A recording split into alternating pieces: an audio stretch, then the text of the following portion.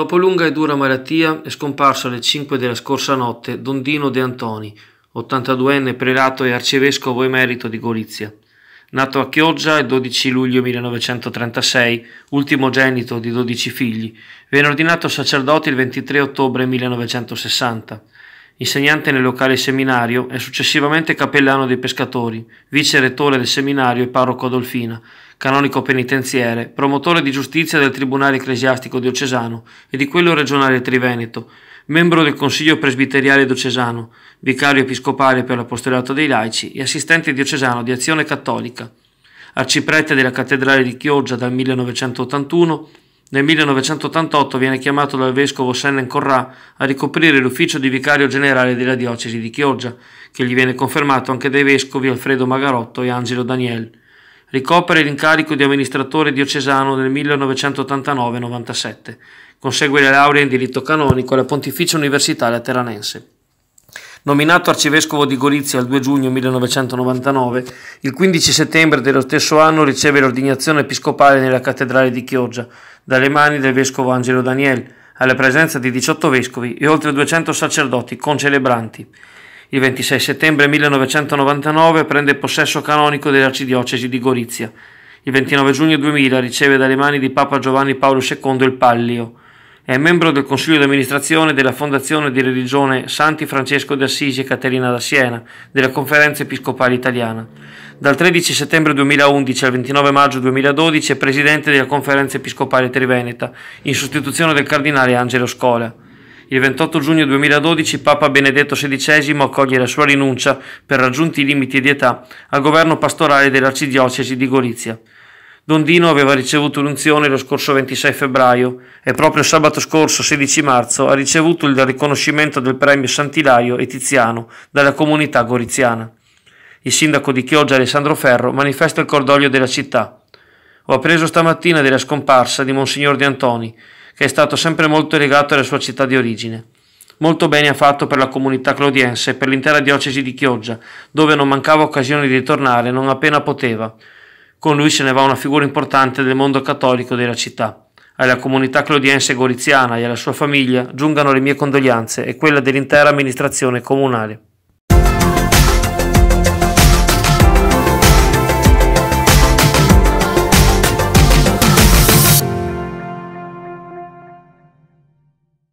Esplode la polemica riguardo le indiscrezioni relative alle schede ospedaliere in discussione al Consiglio regionale, che priverebbero Chioggia della qualifica di SPOC di 2 primariati, nefrologia e laboratorio analisi, e 55 posti letto.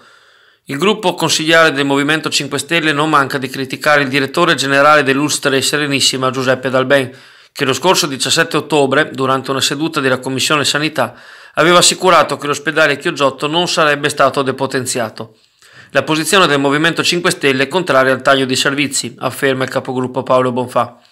Con grande rammarico constatiamo che l'ospedale di Chioggia viene classificato come struttura di base, il che si traduce in tagli di posti letto e nello smantellamento di reparti fondamentali. Presenteremo le istanze della città alla Regione attraverso la consigliera Erika Baldin, dal momento che la Giunta regionale non ha tenuto conto della posizione geografica e del collegamento a Mestre solo attraverso la Romea. L'assessore Luciano Friziero ha convocato d'urgenza il comitato fra i sindaci del distretto sociosanitario, Concavarzere e Cona. Domani mattina intanto il Partito Democratico espliciterà il proprio dissenso e il rilancio delle soluzioni già avanzate durante una conferenza stampa nella propria sede in Calle Padovani 20, che sarà aperta alle partecipazioni del pubblico con inizio alle ore 11:30. Continua a fare scalpore invece la nota firmata dai primari del nosocomio clodiense, che si schierano dalle parti delle scelte operate negli ultimi anni. Non c'è alcun declassamento dell'ospedale di Chioggia, si legge nella lettera dei primari, e a dirlo non siamo noi, ma i servizi e le professionalità che sono messi in campo quotidianamente. L'ospedale di Chioggia infatti in questi anni non ha fatto che aggiornarsi, con la ristrutturazione di numerosi servizi, pronto soccorso all'avanguardia, le degenze all'ala ovest dell'ospedale, le sale operatorie e la nuova terapia intensiva, con gli ambulatori per la cardiologia riabilitativa, solo per fare degli esempi, con l'ingresso di nuove tecnologie e nuovi professionisti, tra cui la riabilitazione neurologica al 6° piano.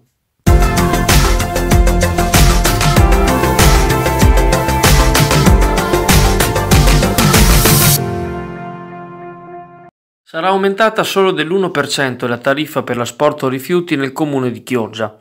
Lo ha dichiarato il sindaco Alessandro Ferro in un articolo apparso nel numero del Gazzettino in edicola oggi. Il primo cittadino definisce il lieve aumento come la peggiore delle ipotesi, quindi c'è ancora la possibilità che la Tari rimanga invariata alle quote dello scorso anno. L'1% comunque sarebbe dovuto all'adeguamento al tasso di inflazione calcolato dall'Istat. Negli ultimi tempi era stato invece paventato un aumento pari anche al 5% rispetto al 2018.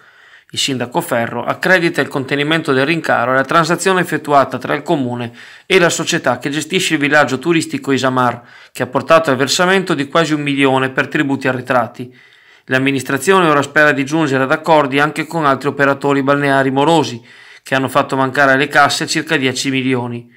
In tal senso si stanno predisponendo convenzioni in linea col nuovo regolamento. Ferro si dice dispiaciuto di aver dovuto spalmare fra i tantissimi utenti virtuosi gli ammanchi dovuti alle morosità di qualche famiglia e soprattutto di qualche azienda.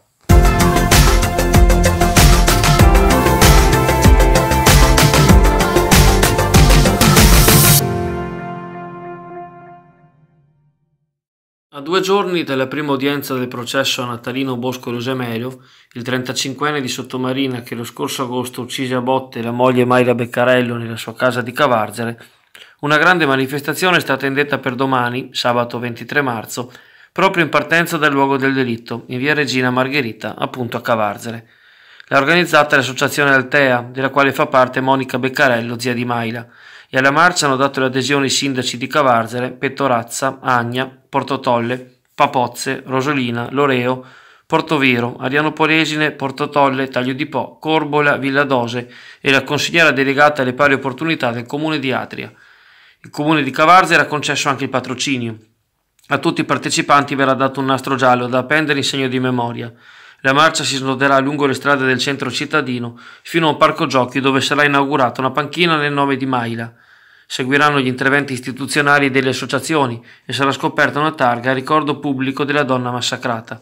I manifestanti intendono ripetere l'azione lunedì mattina a Venezia per scongiurare la richiesta di rito abbreviato da parte di Boscolo, che comporterebbe la riduzione a 1/3 della pena.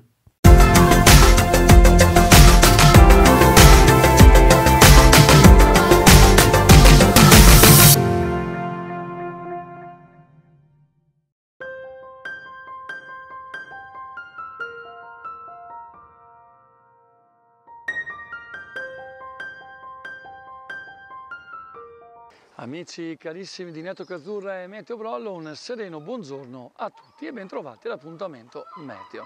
Alta pressione in rinforzo anche sulle regioni meridionali, quindi tutta l'Italia sarà sotto il dominio di questo scudo anticiclonico azzurriano per buona parte del fine settimana, almeno fino a domenica sera.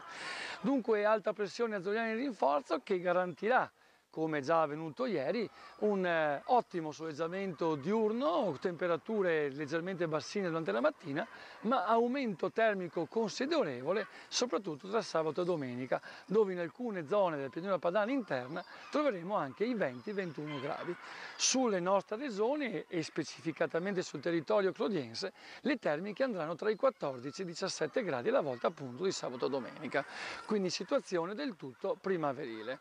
Dopodiché cosa ci aspetta? Non cantiamo vittoria perché sul finire del weekend prossimo 21 una massa di aria artica tenderà a scivolare da nord verso sud penetrando lo scudo alpino già lunedì e portando ancora termiche notevolmente più basse. Quindi alla volta il lunedì e martedì troveremo appunto temperature ancora invernali e naturalmente venti da nord-est, quindi l'aria fredda entrerà dal valico della Porta del Rodano e naturalmente anche dalla Bora e riporteranno temperature, come già detto, invernali per almeno 3-4 giorni.